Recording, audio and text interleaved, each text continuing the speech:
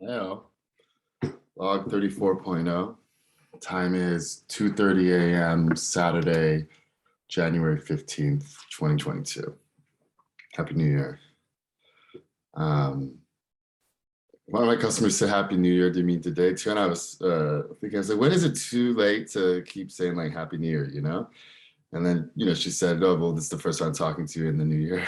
Like, I get it, right? Like, but like, if the first time we were talking in the new year was in like February, that'd obviously be too late, right? And I think this is about it, right? After the second week, I think we wouldn't say it in the third week, right? But even if it was the first time you were speaking with someone in the new year, would you still wish them a happy new year? Maybe. I mean, I guess you could up until end of January, February, no way, right? Like that's ridiculous, even if it is the first. Yeah. But I don't know, that's neither here nor there. But first time doing this one of these since the new year. Happy 2022. So far so good. What did come to mind though, as soon as I realized what the date was, is that tomorrow represents the 1 year anniversary of Saint Nick's passing. Nick. So I told myself I would get my first tattoo actually of him, like on my right leg, right here. But we'll see. Probably not tomorrow, but who knows? Today is Saturday, tomorrow is Sunday. And tomorrow the Niners play the Cowboys, baby, right? Way to fucking run it back to where I first fell in love with the Niners, when it was Niners Cowboys and that rivalry, right? It's good to get that going again, if only for one day, Oh, it's never died. It's never gone away, right? But it's back in a big way come Sunday. So I'm excited. We'll find somewhere I can watch it out here, even though it's like starts at like 9:30 p.m. on Sunday night, right? Still, absolutely, right? Find a way to watch it, find somewhere to watch it. Just can't watch it here. And even if I could watch it here, if I had a way of watching it here or whatever, I don't know that I would. I'd rather get out and watch it out and about, see what London's about when it comes to fucking American football. And it's playoffs, baby. Man, it's the fucking Niners Cowboys, bro. Like, even if I get in, like, even if I run into like a Cowboys fan, it's like that's cool too, because I grew up in Texas as well, right? Like Austin, 4 years out there. First grade, second grade, skipped third grade, moved back to Santa Clara for third, then back for fourth and fifth. I mean, my what is it, elementary years, majority were spent in Texas, so that shit's formative. That's where I first fell in love with the Niners, right? In first grade, came dead set on the Niners, walking around in my fucking Niners, I guess we call it like a sweatsuit, right? Not sweatsuit, but like sweatpants and sweatshirt, Niners, like whole get up that my cousins gave me, right? In Austin. I just put a fucking target on my back and chest and all around, right? Kind of so many fights has, just they were Cowboys, I was Niners for no other reason than that, right? And also, I don't know, I wasn't the easiest to get along with and whatever as well, right? They were all dum-dums. That kind of, so but yeah, man. Fucking I'm excited, right? To see the Niners play in the playoffs. And I watched that game. I couldn't watch the game, bro. Like, I ended up watching like a live stream of somebody like watching the game, I don't know if anyone's ever seen these, because why would you? I mean, who fucking ends up watching these, right? I guess people like me who aren't smart enough to figure out a good way on the fly to fucking, stream the game from like I used to. I used to do it via like Justin TV back in the day. Maybe that's still actually an option. Now it's Twitch, right? So I don't know, still an option. But used to be able to. I used to watch Sharks games via Justin TV while I'm like in Irvine. Even while I was like, yeah. I'm sure I could have found a way to stream it somewhere somehow. I don't know. NFL is pretty good about locking that shit down though, especially honestly. But yeah, I don't know. I just ended up watching funny, actually pretty funny guy. He was a good streamer, right? Just he's streaming the game, watching it play by play, and then just following along on the chat beneath, right? It was actually a different way of like enjoying the game in a way, right? Also, what did I do? I also, for up until overtime, I found just like the broadcast of radio broadcast, but not radio, like broadcast of the actual broadcast, like Aikman and Joe Buck, right? Broadcasting. So that was cool. That worked. That works for me too. And then once overtime hit, for whatever reason, the thing just cut out, right? So then I had to fucking fall back on this, like, basically just a YouTube live stream of somebody watching the game and then following along in the chat.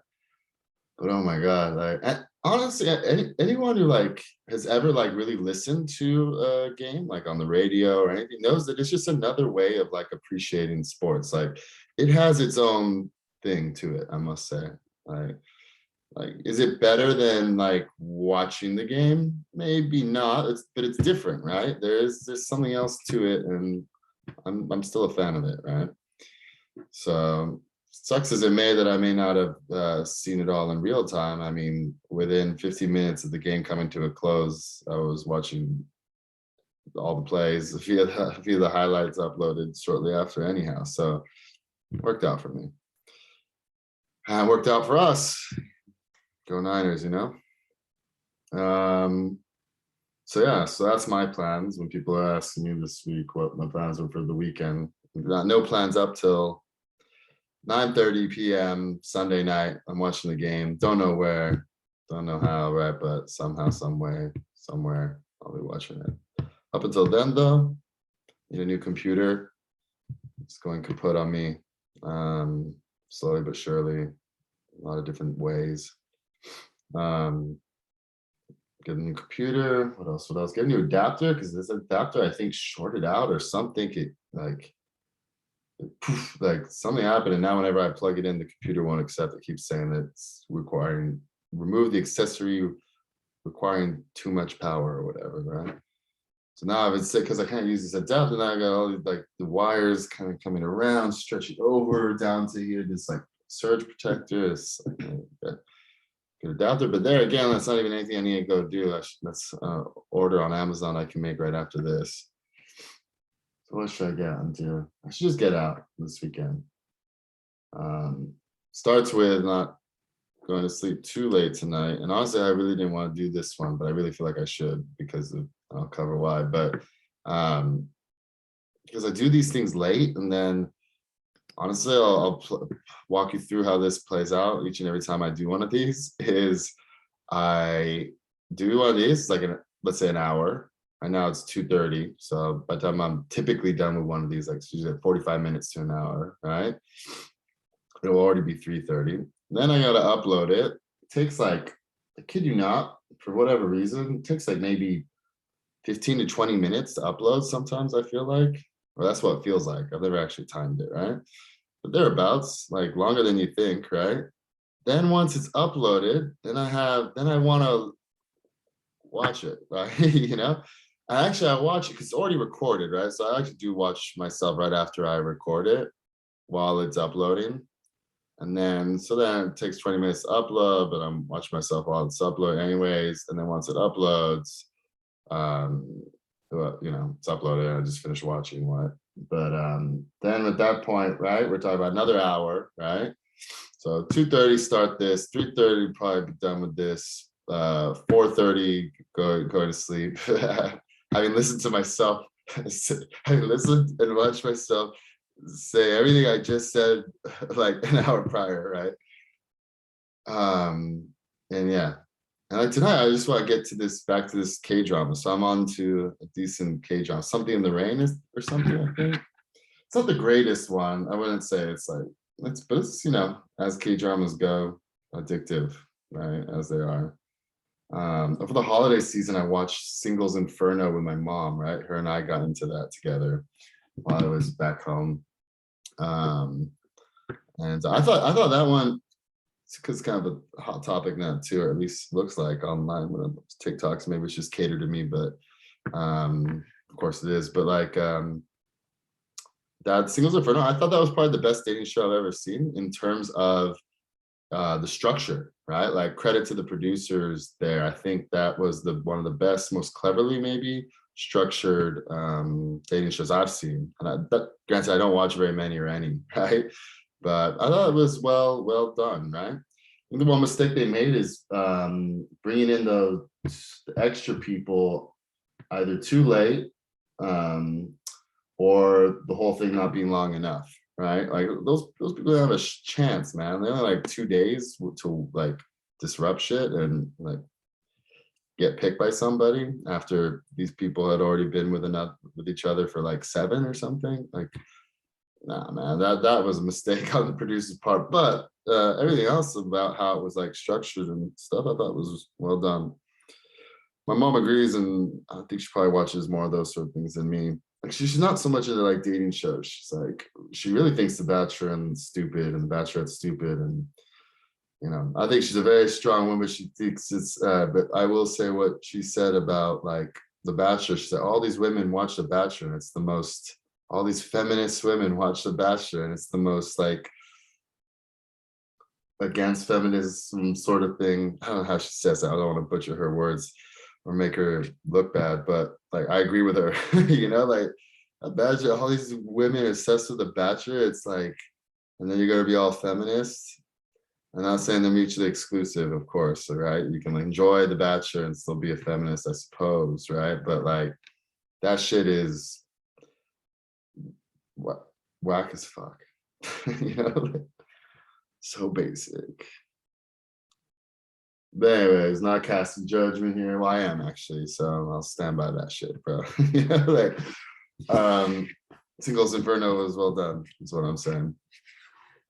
So why I'm doing one of these, right? Because a couple of things to say. So officially company hit 3 million ARR. Yay, big deal. Now, but very like just right with this like contract that came through today. Finally, with 2 that were out coming in start of the week, there's 2 still unsigned from Q4. One then got signed Tuesday like I thought it would, like I accurately forecasted. The other one did not, right? I guess the guy that had to sign, or the CEO or whatnot, was in the Bahamas. But bro, it's a DocuSign. Like, doesn't really matter where you are, you can sign that shit, man. Then again, in Europe, it's a little bit different. When people take their vacation, they really take their vacation. And even there's laws about this in Europe as well, is that it's illegal to contact somebody at your company while they're on vacation in Europe. I forget which parts of Europe, like Germany, I think that's true of. I forget where else, but I know it's not just one country. And that's kind of, that's kind of well, definitely progressive, I guess, right? I don't know what the penalty is though, if you do, right? But yeah, your boss is not allowed, or nobody, I guess. Nobody or boss specifically, not exactly sure, but yeah, you can't contact them, not just when they're on vacation, but after like work hours. So after 5 p.m., can't be contacted by anybody in your company, kind of thing. I think is how it goes. Maybe it's specifically boss. Specifically boss, I know for sure, but it may be anybody in the company also, actually.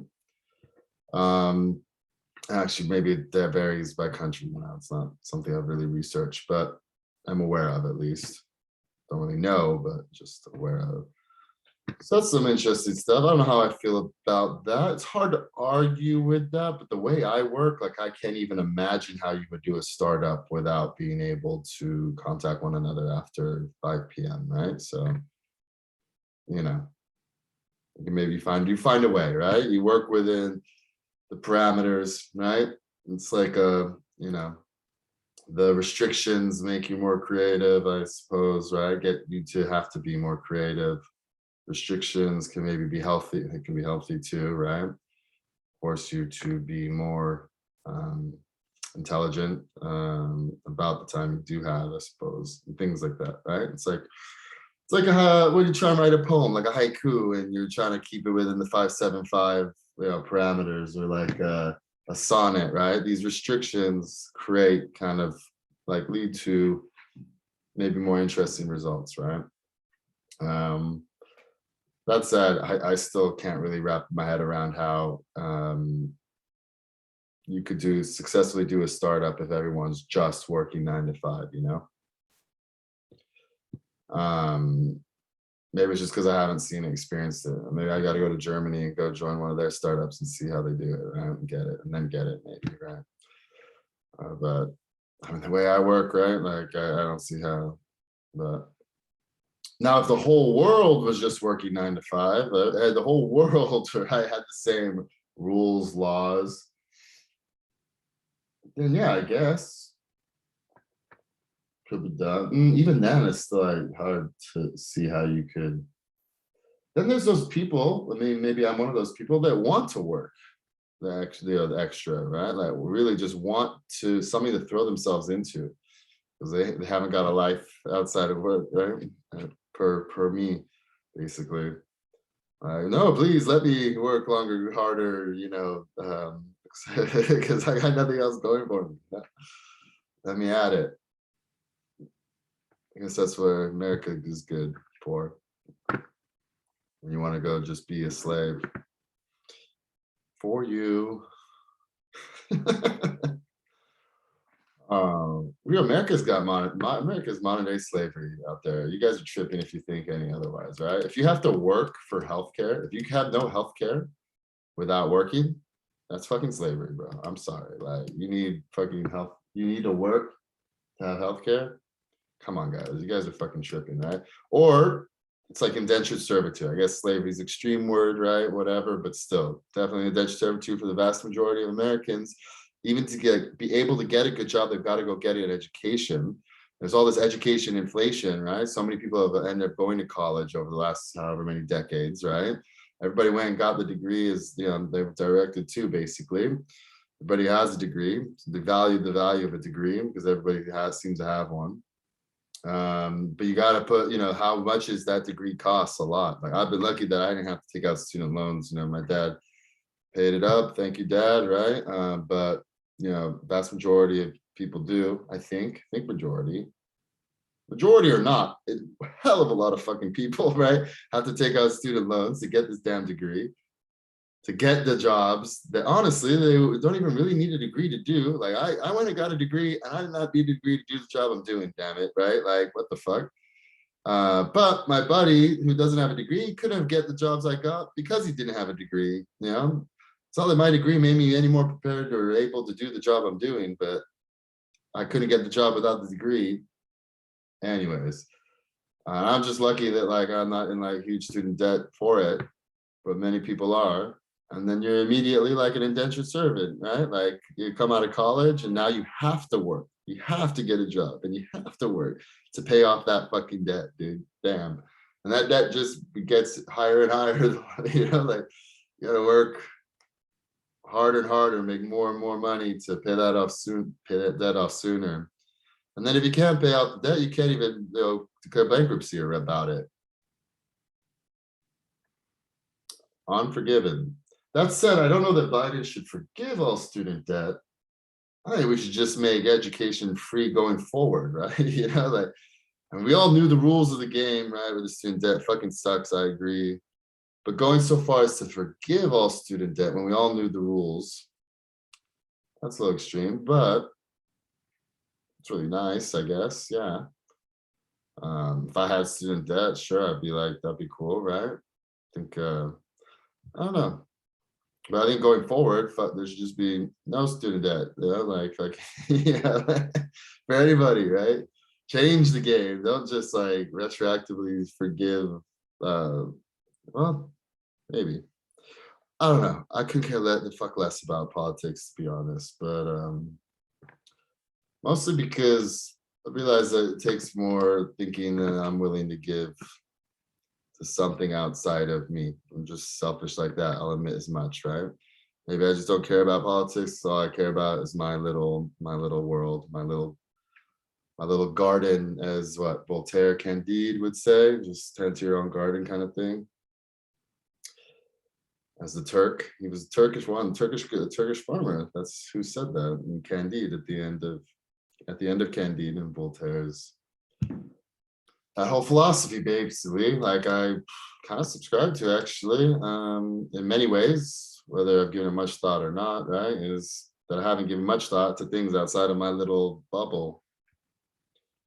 In many ways, I think it's kind of a way in which the Bay Area has changed too, and for the worse. So I'm saying this about myself, and I'm not touting it as like that I'm especially proud about it. But I think it's also true of the Bay Area in a lot of ways, because Bay Area used to be very political, very progressive, very I mean, just the 60s, right? 60s Bay Area, basically, right? Kind of how it was, how it's still kind of known, you know, or seen or perceived, or, you know, the real foundations of, you know, what made the Bay Area famous in many ways, right? And that whole counterculture, drugs, LSD, all that shit, hippies, free love, yada yada yada. We all know what I'm getting at, right? But more recently in the Bay Area, I feel like, and especially with the, you know, proliferation of tech, or the just like the monopoly of tech in the Bay Area, basically, and a lot of like first generation Americans or immigrants in particular, they care less about like the more about, you know, causes and being political, and everyone just kind of cares about, you know, their little garden, their little bubble, much as I'm saying I do too. And maybe I'm a product of my environment in that regard as well, right? But especially with immigrants, they really just care about, hey, I came to America to make my life, make money, make good money, do well, have a good, healthy life, family, kids, wife, you know, not worry, you know, kind of have those blinders on and not worry about all this noise, right? And then because there's so many immigrants in the Bay Area, also like you lose out on like maybe that community, right? Now, I get it. I get it. You have a lot of Chinese people, Chinese immigrants in an area. They have their Chinese community, sure, right? Like there is still that. Not taking that away from the fact of that. But then talking about actual physical, like street kids playing on the street, like that's what we did in Texas. We all played on the street. The kids were all running around. I was knocking on my neighbor's door. Can, you know, so and so come out to play, right? And we're just running around like little rugrats, right? And then California, I never saw really kids playing on the street. Maybe it was a part of California I was in, and that's what I'm saying. Like the Bay Area, specifically the part of the Bay Area I was in, at least, I never really see kids playing on the street, right? A lot of immigrant households, families, and like nobody really talking to their neighbors, right? Because one's an Indian immigrant, one's a Chinese immigrant, one's maybe one is an American, but all three, you know, not really talking to one another, you know. Everyone's kind of just focused on their little, you know, box, for better or worse. And I'm going so far as to say, in a lot of ways, maybe for worse. But be that as it may, right?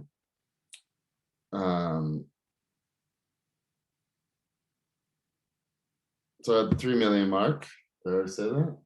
Big deal. Also 2 million in our core business. And it was weird, like there were some things that didn't work out, didn't, like the cookie didn't crumble like perfectly, or at least when I was up until today, right? And up until 8:30 p.m. today, right? So that final renewal got signed like around 3 p.m. or whatever, so I hit the 3 million mark. But there's this like 120% NRR that's really critical to me, and this 90% GRR that's really critical to me, because these are like the golden standards of you know, of customer success metrics. Not to say that like what I only forecasted a year ago that, you know, the goal was, it wasn't even forecast. There's forecast and there's goal, right? The goal was to hit like 110% NRR and 85% GRR. Well over both of those, right? I mean, not well over, but like over, I'm at 119%. And 119, what was I at? 119, because one renewal got shifted. So they asked for an extension, 1 month extension. So it ended up getting shifted to the next quarter and just fucked my shit up a little bit. And then I did some like update currency exchange rates. Benefited me on the British side. So on the pounds, definitely made it better than what I had plugged in previously. Minor difference on the euros. I had the placeholder of like 115 to a dollar. So as of January 1st, it's 114 to a dollar. But it was really the specific like renewal and the fact that kind of this big upsell that we negotiated. We gave them less than I was thinking we were gonna give them for the first year. So bumps up, it's like automatic upsell year 2, but in year 1, thought we had agreed that we weren't going to go lower than a number, and we ended up going lower than a number, sort of thing. So, but you know, it'll be an automatic kind of upsell sort of thing next year. But anyways, the point I'm trying to make is that, like, not to say I haven't failed before. I failed hella times in hella ways. I failed badly. This is the point I'm trying to make. When I fail fucking badly, right?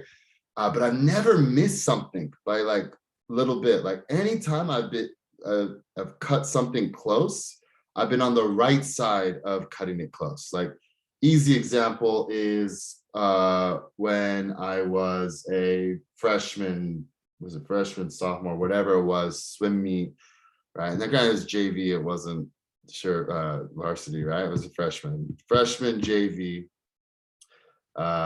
regional or whatever, I forget what they were called, right? Swim meet, right?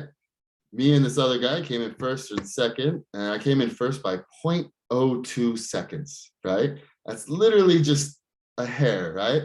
Maybe I just did a better job shaving, you know, for that swim meet, for real, to win by 0.02. Goddamn, dude.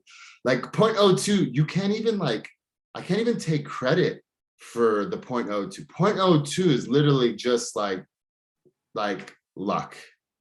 Like honestly, guys, like anyone who thinks that they can take credit for a 0.02 win, right? Bro, you're tripping, man. Like, you know, like that was dead even. And maybe your fingernail was longer than his. Yeah, maybe he clipped his fingernails better, you know, better than you did. But as a result, you won by 0.02. Who knows, right? So things like that, you know, and I've never like hit the post, right? You know, like if there was, not to say that I, you know, always taking game-winning shots, but if I took the game-winning shot, I hit it, right? I don't have like a Mighty Ducks, what is it? What's his name? The coach. I don't have a Mighty Ducks story in my life of hitting the post, you know what I'm saying? But this would be like me hitting the post, right? Not to say I didn't hit the goal that I set, but like the fact that I come so close to this like 120%, this 90%, so close. We're talking like point, it was literally, let me tell you exactly point what, right? We're talking about like not even a full percentage point off, right? We're talking about like almost like being able to round up even if I wanted to, but I don't want to round up. I want to actually like hit it, right?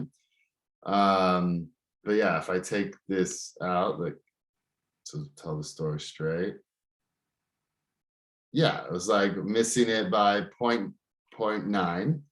So it's 119.1. And then yeah, it's like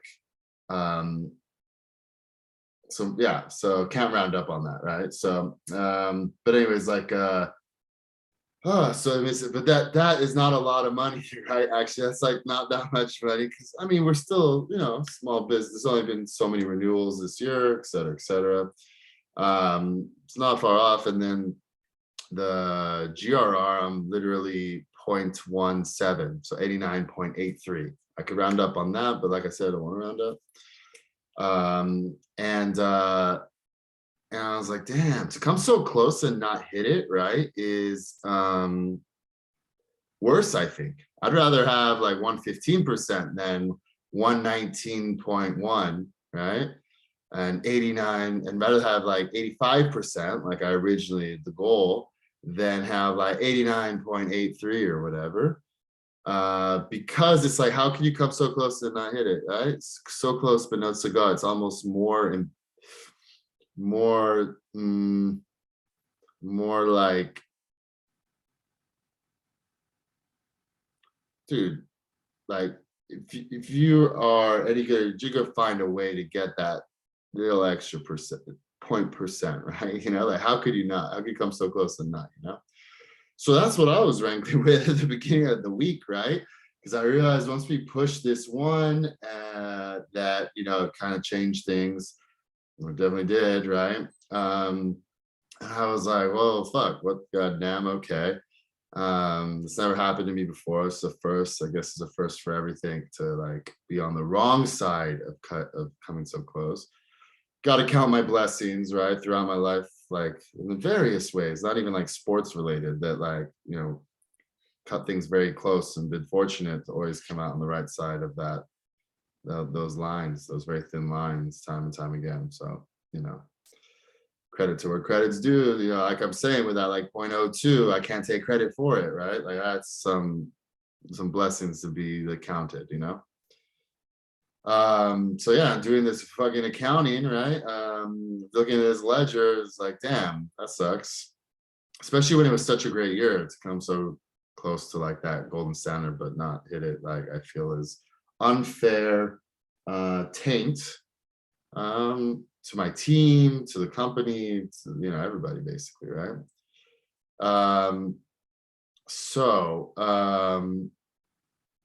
yeah, so then I was looking at things in every which way, like, okay, like I've been good about documenting this. Is there any way, like, you know, mechanism I can make this work? And there, you know, I was like, honestly, probably not, right? Because I've been doing it right all along, right? But what happened was, there was one thing, is that at one point I was saying, I called out, actually, it was on the fucking table, that there would be this bundle re-up for this customer that I closed in April. And I put it there, even in April, I put it on like forecasting way out in Q4 that they're gonna exhaust this bundle in Q4. We're gonna have a Q4 renewal upsell opportunity with these guys, and before even the renewal date, right? So I had that in there for the longest time. We were having difficulty with their reporting for the longest time. Like it just took forever to load. They had their own issues with it. You know, they were complaining to Zendesk about it as well. Like just things would not load, take forever, yada, yada, yada. And then, I don't know, just then I remember looking at a report like in November, and they were pretty far off. I was, oh, maybe I did maybe I miscalculated. Okay, whatever, right? And just kind of assumed I did, but then they literally exceeded their bundle by 50%. And they bought about 100,000 automations. They consumed 50,000 automations in December alone. So like, yes, we know like December's peak season for our e-commerce customers, but that like 50,000 over in December alone, like, oh shit, right? So just like earlier this week and thinking of like, what mechanism? There's no mechanism. I'm not playing games with the, you know, with the revenue and how I recognize it, right? And I was like to this USCS, someone's like, can you just run a report, like whatever it takes, however long it takes, like just figure out like, where are they right now? Because I did at one point have them slated as like, you know, Q4 potential bundle re-up. And then when the next day, when she shared the numbers with me, we see that they went over by 50,000, and they're like, basically, if we include like chat too, they basically consumed 150,000 automations. Like it's a huge upsell, right? It's a huge upsell, right? And then the question is like, okay, well, would we recognize that in Q4 or Q1? And like, do I want to recognize such a huge upsell in Q4? I mean, now the real focus is 2022, right? Like 2022 is the fucking focus. Do I really want to put that huge upsell into Q4? And like, maybe we don't do like a bundle re-up. Maybe we just negotiate like kind of an early renewal or whatever. I don't know, right? But but yeah, and it's like, okay, let's just assume the bundle re-up, which is my preference, honestly, as well. And we should do a bundle re-up now and then do the renewal around the renewal, right? Then again, if you get the renewal now, why not, right? But like, honestly, they owe us this bundle. We can, we don't have to rush the renewal, right? And I was like, okay, well then how do we approach this? And like, if 50,000, that they would owe us something like $40,000 for that. That's a significant upsell, significant amount of money for us, right? Still, represents like basically like some of our pilots. Well, most of our pilots pay more than 40K initially, but the smaller pilots pay like 40K. It's like a new customer kind of thing, worth about for us. Initial customer, like we always start at the same price for the first year, or roughly the same price, between like 40K to like 80K, right? That sounds like a huge range, but it's also because of currency exchange rates, right? You pay 60K pounds, it's actually $80,000, right? You pay 40,000 euros, it's actually $50,000, So anyways, but so I was like, yeah, damn, well, that's great to see, happy to see it, right? Let's reach out to him. He got back to me really quick about, okay, you guys are way over on your bundle, let's talk. Immediately said, okay, when we spoke today, right? Emailed him yesterday. But I was like, yeah, even if you get this bundle, probably we're not going to change the numbers for us Q4, right? Because why would we put so much into? And the thing is, it's not just about charging for the overage. It's about there's 3 months to go, right? They're supposed to buy a bundle that would cover them, not just for what they've consumed, but for the next 3 months too. So when I say 40K, I mean that's just retrospective. That's just for what's been consumed. It would probably be like an $80,000, right? Bundle basically doubling their dollar value and just like a bundle re-up. But then yeah, I wouldn't want to put 80,000 in last year's bucket just because I was missing this 120% fucking figure by 0.9%, right? Missing it by like, I don't know, 15K or something, 15K. So yeah, I wouldn't want to do that, so never mind that. And I could tell she was kind of like, oh, that's a shame kind of thing. She felt kind of bad about it too, right? But then ultimately what they propose is invoice us for the automations done today, and then invoice us at the end of each month. What we came to discussing, invoice us at the end of each month until a renewal date, and we'll get the renewal process going too. And here again, I can't even take credit, right? This is another, I didn't come up with this thought. My thought was a bundle re-up or early renewal. And I didn't even want to do early renewal. That was suggested to me by our VP of sales. What they came back with is, okay, just invoice us for what we used today, and then invoice us at the end of each month for anything consumed going forward. So that actually works out perfectly, because what I can do, I don't know, world can tell me if I'm wrong here, but I'm going to do it because it makes sense to me, and I think it just makes sense, is that like 30K they owe, right? That's registered in Q4 now, right? And then everything thing we invoice for them now, but between now and the renewal will obviously be in 2022, this current year. So it's actually the best of both worlds. Like you can bolster the 2022 numbers, take that, it's basically splitting the revenue, right? It's like you put the 30K in 2021, we can hit that. Now we're at 121% NRR, right? And then without like putting so much in previous year, it can still bolster our numbers in 2022. Perfect. Like, knock on wood, that they just pay the invoice. We'll send it out on Monday, right? And they will, of course. I don't have to knock on wood about the invoice as much as like the renewal. So that's another thing. The renewal that came through today, like again, 2 weeks late, right? So this guy was out in the Bahamas or whatever. And I'll read you my email, and because out of character for me too. So I did not want to do this. really didn't want to do this.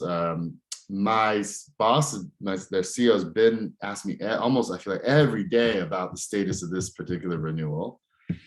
Prior to this, he was asking me every day about the status of these 2 renewals, and I told him, look, I bet I'm not bet, but like I would say I think they'll both come in on Tuesday, the second Tuesday of the year, not the first. And the one did, and the other one didn't. But every day he was kind of asking about both, basically. And then every day since Tuesday about this one, right? And this one is the difference between us hitting 3 million or not, right? And one of the investors had promised that if we hit 3 million, that they would, and the biggest investor, right? That we would do an in-person board meeting. And right now we're trying to renegotiate our cap table. So we definitely want an in-person board meeting. So it all plays into this bigger kind of chess game, right? Because if you don't, the reason this renewal matters so much right now is we need to report to the board on the second week after close of quarter with the final numbers. We want those final numbers to be 3 million because the biggest investor promised that if we hit 3 million, bring everybody together for an in-person board meeting. And we want that in-person board meeting because we're trying to renegotiate the whole cap table, which is key, critical, number 1 priority right now for us, honestly. So fucked. But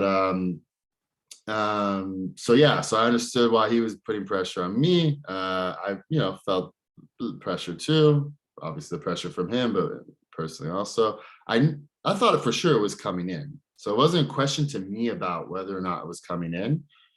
I mean, of course the question, nothing's guaranteed until the paper's fucking signed, right? And they did say they'd sign it and didn't sign it, already, so. And then on top of that, all week it's not the point of contact, not the project point of contact for me, but it's weird. I think he should be the economic buyer, but he's not the one signing the paper. He's really like a partner, but not the CEO. The CEO has to sign, I guess. This is like a partnership where they're like a third party, right? So they are basically like a firm or agency, right? And their customer is Schiphol Airport, right? Which is Amsterdam Airport. So everything we do, we're doing for them for the airport, Schiphol Airport, right? The Schiphol Airport licenses with them, they license with us, and it's like I hate these fucking. I could never do partnerships. I fucking think they're stupid as fuck, right? But anyway, so I'll tell you what I wrote, right? So you can hear. I've never written an email like this. I hope to never write one like this again. It leads with blank plus digital renewal, square brackets, capital letters, urgent, right? And even doing that, I feel hella hokey, right? But fuck it. I know my boss wants it today. I've been radio silence from my actual project manager is out on vacation for 2 weeks, and he has no engagement whatsoever with the commercial aspect anyways, but I had no back channel with him, right, at all. Then there's the guy above him who is like the partner, right, who we've been working with today, negotiating everything, right? And he's giving me radio silence. Didn't respond to me the first Tuesday of the year because he was on vacation, out of office reply. Okay, got it. I'll just email you again on Monday, right? The next Monday. Next week. So Monday, email him, nothing. Doesn't respond. Wednesday, I give him a day break. Wednesday, email him again, nothing, right? I think it was another email somewhere in there anyway. So nothing. He's giving me radio fucking silence. And I explained to him I need a report to the board, right? At the end of the week. Like, can you let me know? Can we be sure to get this done? Nothing. Gives me nothing. So then I email the guy who has been sent the DocuSign. And apparently this guy is in the Bahamas or whatever, as I said earlier. So, but he's supposed to come back today, I guess, right? Is what, when my colleague, the VP of sales, WhatsApped this guy, right? This guy said to VP of sales, but he still never responded to me. Why, man? Just like, what the fuck? So I say, Following through regarding securing sign-off on our pending renewal agreement. As of today, we are 14 days past our 2021 contract end date of 31st December 2021. And I must report our end of year financials to our board meeting today, but you, customer, represents our last outstanding unsigned Q4 renewal. If we don't receive signature by 5 p.m. UK time today, I fear I'll have to recognize blank as churned and proceed with disablements of all services accordingly. Please sign the renewal form I resubmitted by DocuSign earlier this morning and also attached below today to prevent disruption of services. My understanding was there was no issue with the proposal and that we even received confirmation it would be signed on December 31st. So there shouldn't be a problem. However, as it's an obvious priority for me today, which I hope is shared, I can make myself available in any way at any time to assist in securing sign-off today. Okay, so I'm not a big, I do not like threatening things like, and this is the first one I ever kind of threatened like this, right? And I've been told to so many times and just refused to, right? This time, because I knew what it meant to my boss, I knew what it meant to the company. I knew what, I should even know how much it played into like his chess game too until I spoke with him later, right? But I knew it really mattered. That much I did understand. And it really matters to the company, man. Like, you know, they don't care about us hitting 3 million, but like, you know, whole company is like on edge about, are we going to hit this 3 million? Because the moment we do, it's been promised internally that we're all going to get together for a company retreat once we hit that 3 million mark. And I wanted to give that, you know, to the company, right? And sure, I think this renewal would have come in a week or whatever later, but we need to report to the board today, right? And now's the day to get it done, right? If there's anything I guess I can do, whatever it may mean for my reputation, however much it may mean going against my character, maybe even experiment, right? It's an experiment of sorts. I never talk like this, so let's see how this goes, right?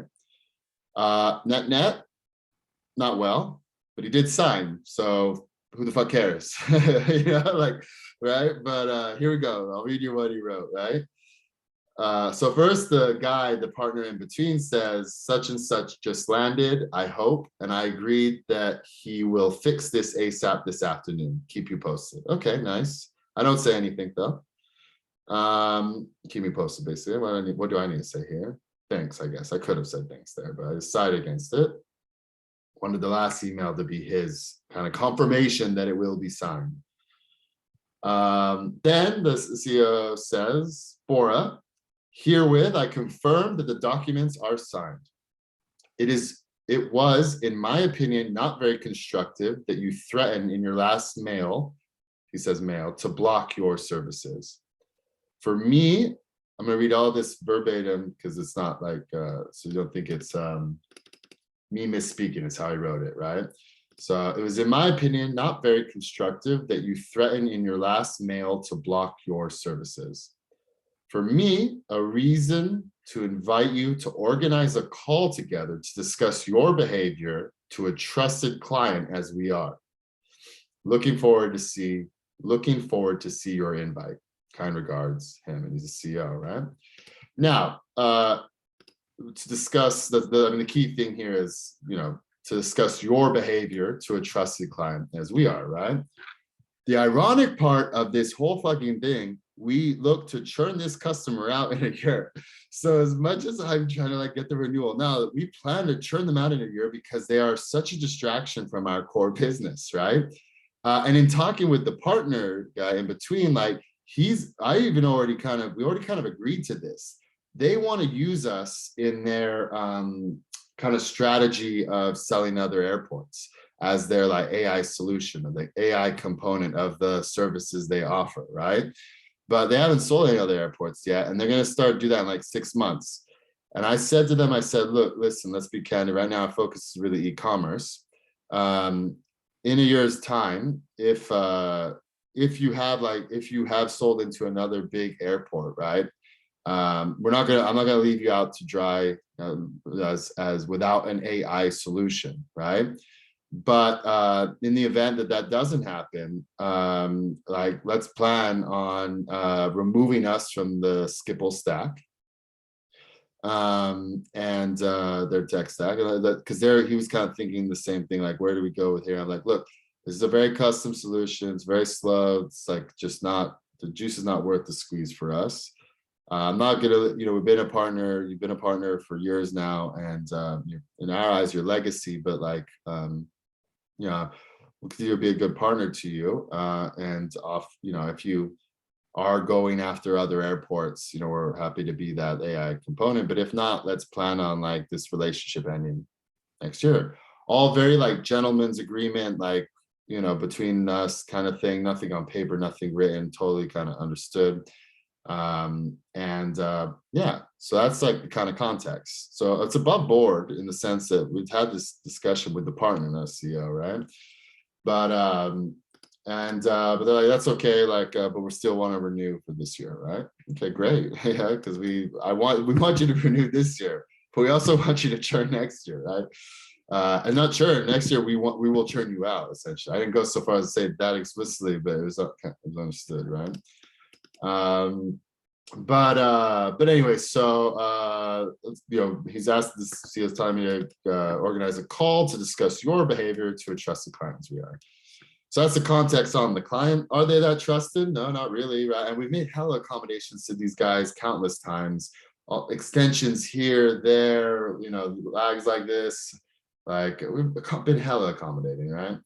So anyways, but here's what I said. So I say, hi, so-and-so, point taken and signature received and appreciated. Let me know when you would like to speak. Up front, I can make myself available at 4 p.m. Amsterdam AMS anytime next week. But let me know when works for you and I can follow through with an invite for them. In the interim, copying the rest of our exec team to assure you your feedback has been duly noted and shared. And attaching a countersigned copy of the renewal form below for your records. All my best, Bora. So that was my response. He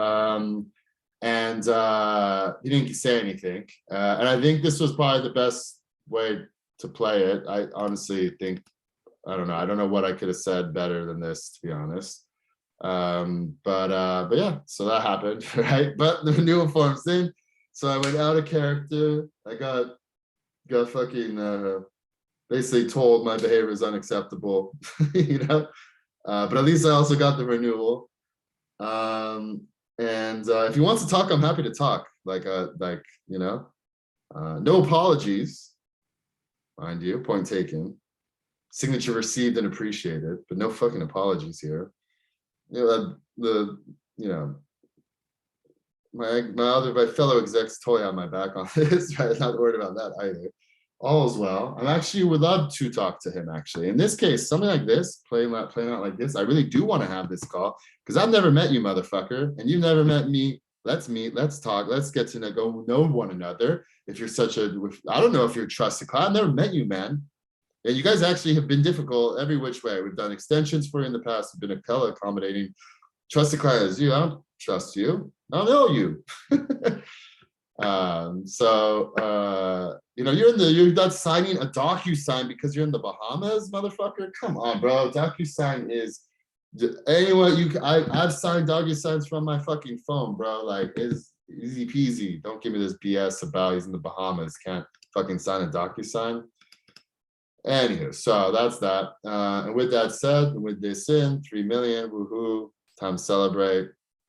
Means getting all the Americans over here too. We have now more Americans than ever. Now we have a total of 4 Americans in America.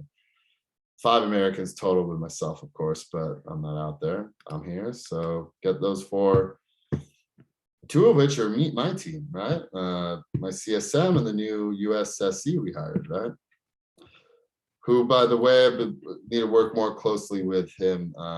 Actually asked the recruiter for an extension on his probationary period, because that's the thing with using these recruiters is make up your mind kind of quick, because otherwise you're on the hook for like 20% of their annual salary. And if you end up letting them go, after that probationary period, you ended up shelling out 20% of their annual salary already for what? So I'm trying to make a fat, ask for an extension though, because it was the holidays and he took vacation too, Um, got it, which is good, but now I've basically just got 3 weeks to figure out um, if he's it or not. I hope he is because I like him personally. I like the guy, right? But I don't. He's not proactive enough. But I think that can change. I think, yeah. But he's young too, so I just got to believe that. I just got to give some guidance, right? I think it'll be good. I think it'll be fine. But I need that time to A, give that guidance. B, C, if he takes it, listens, gets it, right, does it, right. And I'm really hypersensitive though to it all because I know how important a USSC is, because that person has to be really competent, really strong, really good, really proactive, because they're out on an island there after a certain hour, right? I mean, they really aren't, because like we're always online. So, but they really, they really still are, right?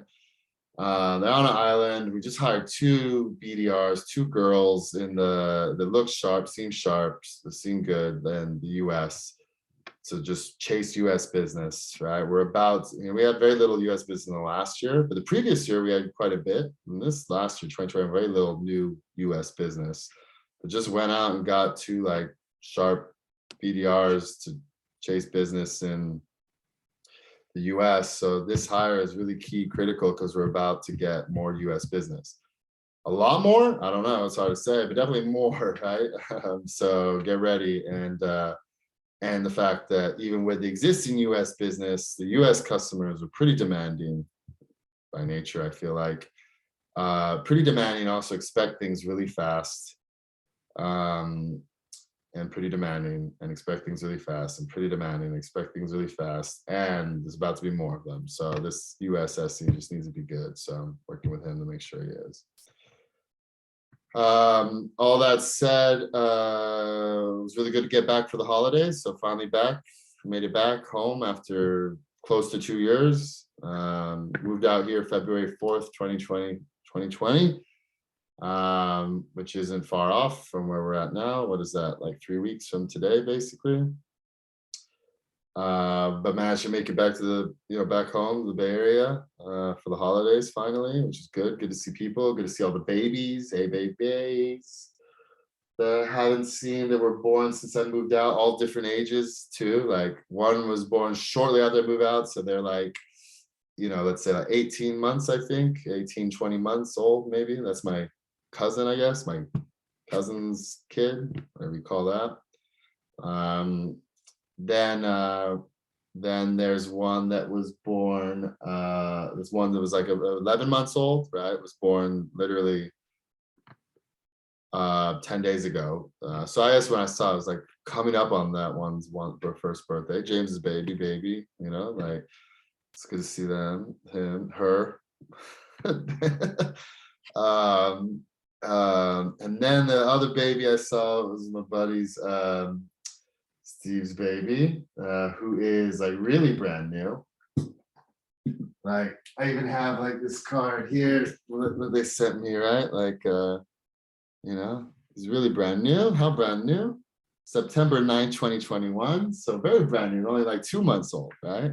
Oh, adorable, right? You got some adorable photo of him and his papa, So got to see, 1, 2, 3 babies that were born since I moved out. Got to see everybody in the homes they've made for themselves.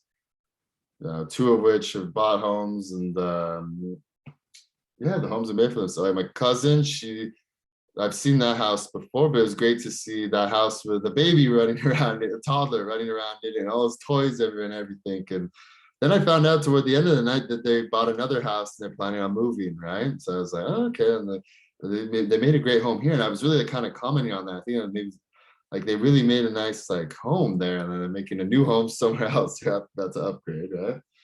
Then the James, he has a house in Los Banos, the Bay Area's bathrooms. And he's like talking about all the plans he has for the backyard, what he's gonna do here, there.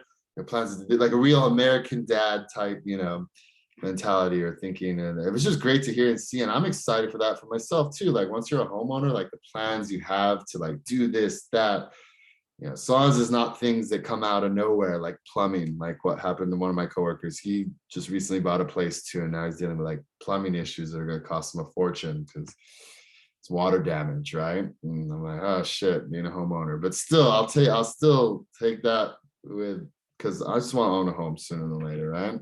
And just hearing about, Steve and like what he did to his home already, like when they moved in, it's like, yeah, most of it was good, but we did this, we did that, like, oh, it looks great, it looks great. And then he's got his barbecue outside, barbecued a steak, right? I was like, man, and then it's like his house backs onto like a creek, right? I'm like, yeah, you got this is great, dude, that great place, like well done, like real nice home, well like laid out, like perfect for a family to grow in, right? For a baby to grow up in, right? For a little boy to grow up into, right? Same with James in the backyard. There's all these plans where he's gonna do the backyard. I won't reveal, but like it's cool, right? And then yeah,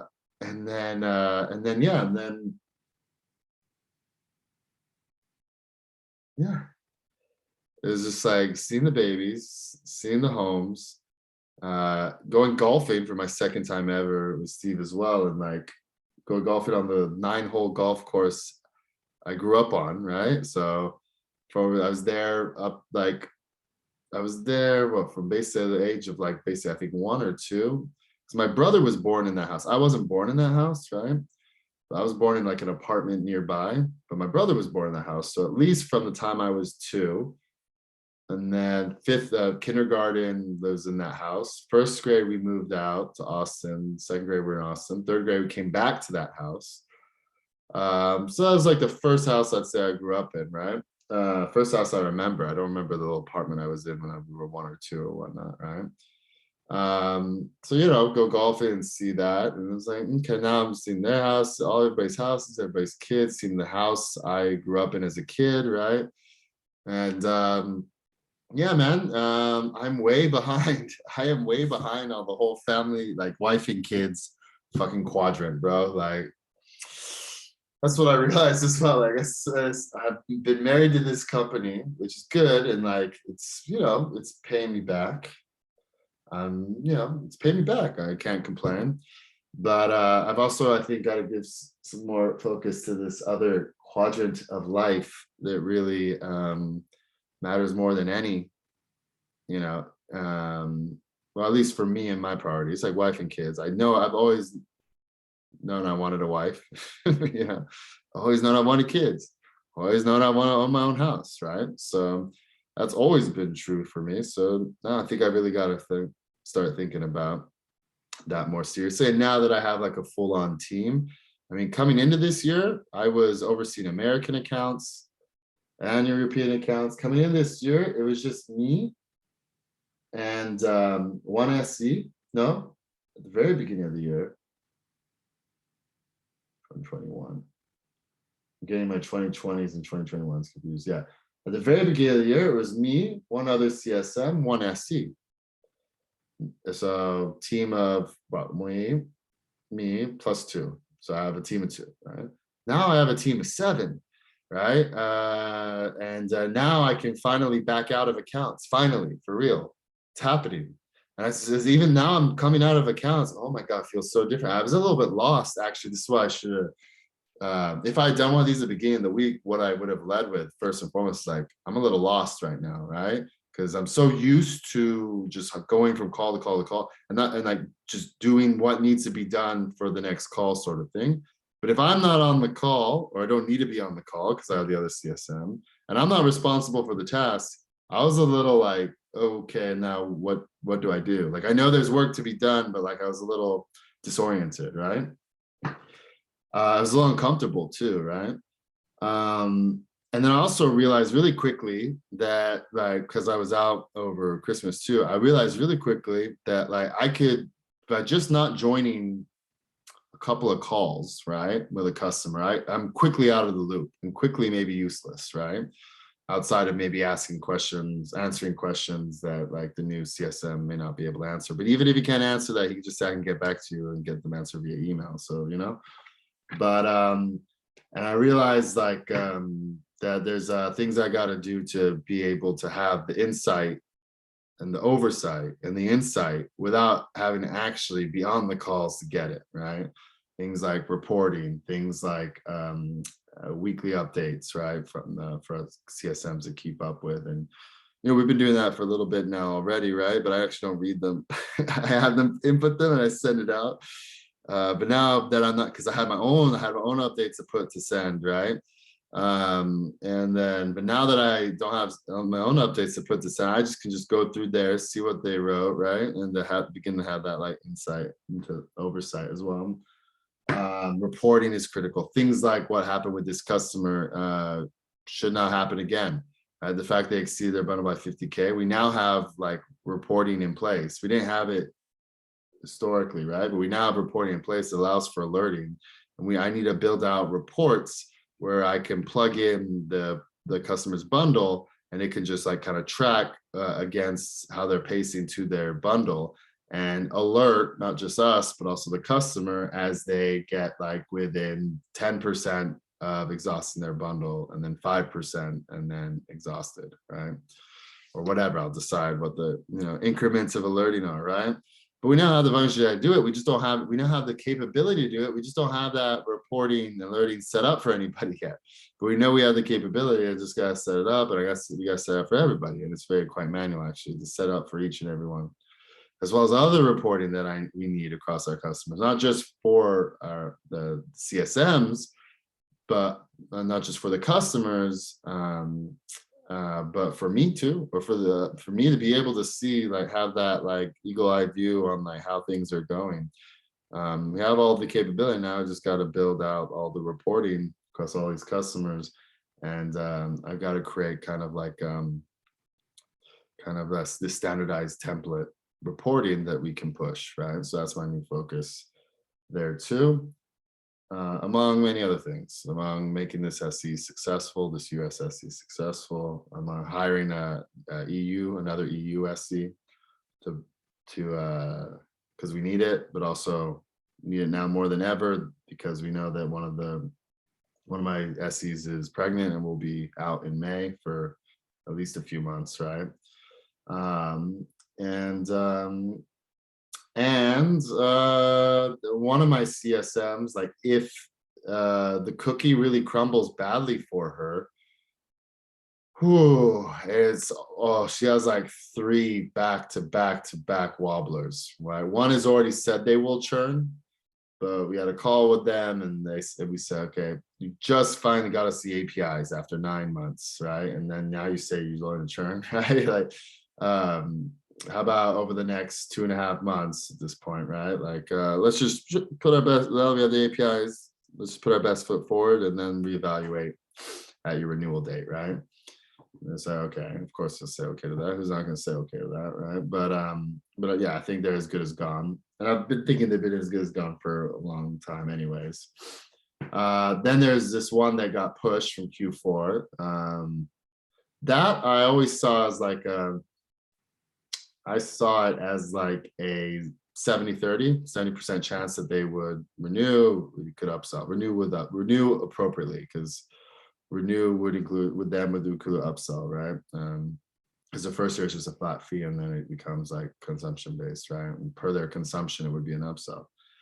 But they bulked at this consumption thing, and it's like, what the fuck? You know what the pricing was going to be. I don't know why you're bulking so badly, right? And they basically wanted an extension so they could evaluate other competitors without any disruption in services, right? So I gave it to them. I was like, fine, fuck it, whatever, bro. Go evaluate. Like, and then that one's now very much a wobbler. She thought for sure it was going to close, so I think she missed the mark on that. And even when she said she for sure thought it was going to close, I didn't think for sure. That I was still thinking like at best 70-30, probably more like 65-35. And then there's another wobbler, and they're all back to back to back. Her very next 3 renewals are, and they're all part of our e-commerce focus. I wouldn't care about non-econ, honestly. Those contrarian don't care. But like they're all econ, back to back to back wobblers. If, for instance, all three of those churn, I have to let it go. If one of three churns, she's lucky, because one of those three will. If two of the three churn,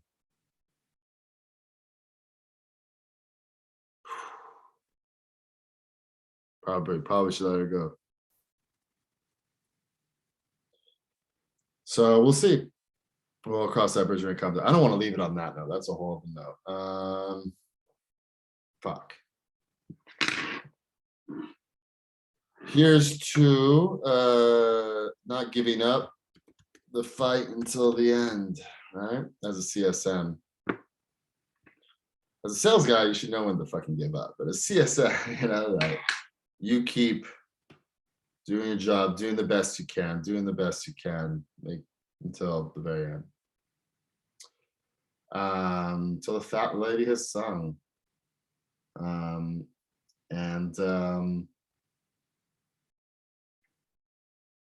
Let's go Niners. So with that said, much love, be happy, do good, love them all.